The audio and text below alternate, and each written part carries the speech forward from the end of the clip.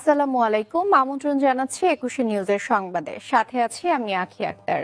শুরুতেই থাক রহমান ইব্রাহিম লতিফ মাস্টার ফাউন্ডেশনের উদ্যোগে সিপিএ মোহাম্মদ রফিকুল ইসলাম জগলুর সার্বিক দিক নির্দেশনায় শিক্ষাঙ্গন সহ সড়ক এবং খালের দুই পাশে আমরা যে বৃক্ষরোপণের কর্মসূচি হাতে নিয়েছি, তার অংশ হিসেবে আজকে আমরা এসেছি কান্দাপাড়া নুরুন্নেসা মাধ্যমিক বিদ্যালয়ের সামনে।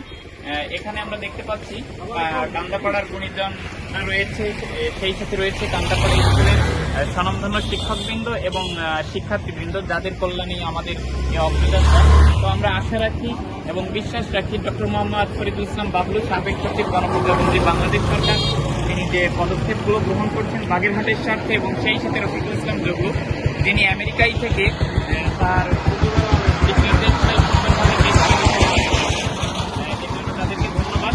আজকে আমরা কান্দাপাড়া স্কুলে এসেছি সুপারি গাছের চারা নিয়ে।